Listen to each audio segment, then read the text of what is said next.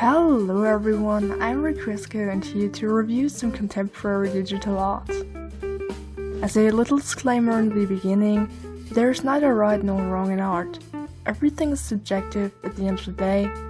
Once again, a huge thank you to all of our first brave volunteers who had no idea how this review would turn out and still allowed me to present their illustrations to the world while commenting on it. In this first episode we will only focus on one illustration, however, future episodes definitely will include much more. So let's start off with some digital fan art by Miss Shinku from Deviantart portraying the Vocaloid idol Hatsune Miku.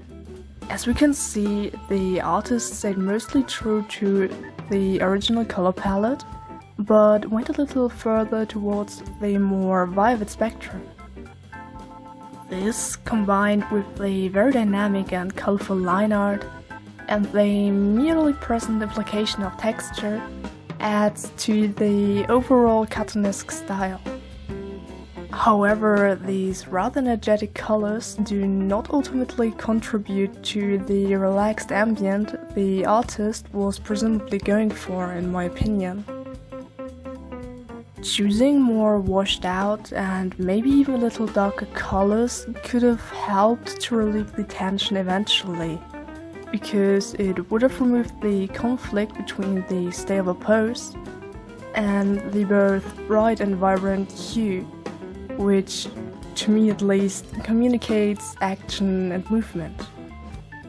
Next we will take a look at the overall composition. As we can see, Miku makes up the main content of the illustration by occupying the center without anything in the background distracting from her. Even the carefully placed objects in the foreground are visually connected to her via line art. This creates an imbalance in my opinion. In this particular case, a less dense center of focus or a much more detailed background could have helped to ease up this contrast. Even though there was an attempt with the spheres in the background, I assume.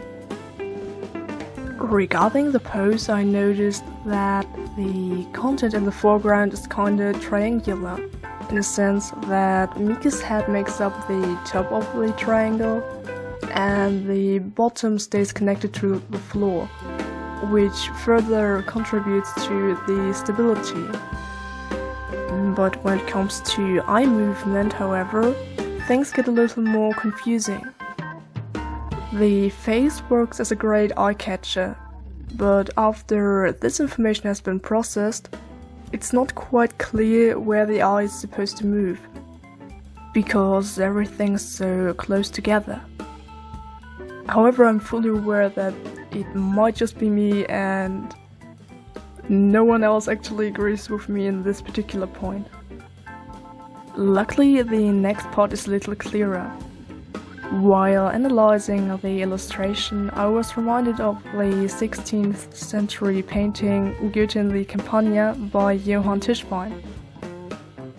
It's barely even noticeable at first, but if you take a closer look at the legs in each picture, you will notice that one is slightly elongated each.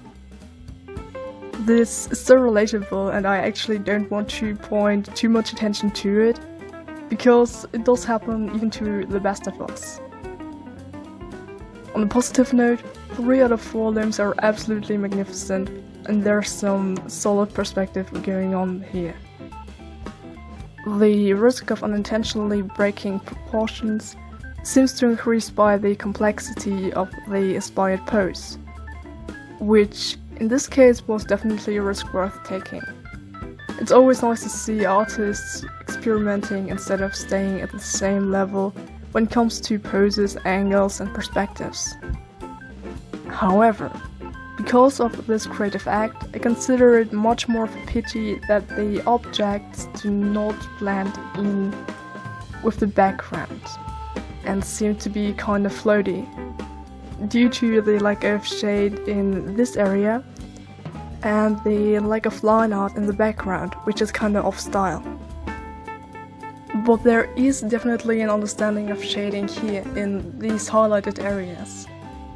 So I'm not quite sure what happened in the other ones, because the light source is surely above. But once again, it's kinda relatable. It's one of these things we only notice after the piece is done and after we've uploaded it. Anyways, I think it's a really nice illustration and it definitely deserves much more recognition and likes. Even though it's not completely out of flaws. Even though there aren't any flaws. It's all just subjective, but I hope you guys know what I mean. That's it so far. Hope you guys enjoyed this first episode of me reviewing art, and hope to see you again next time. If you would like to contribute your own artwork, you can do so via Deviantart or Instagram, links in the description below. Well, and thanks for watching and seize the day. Goodbye.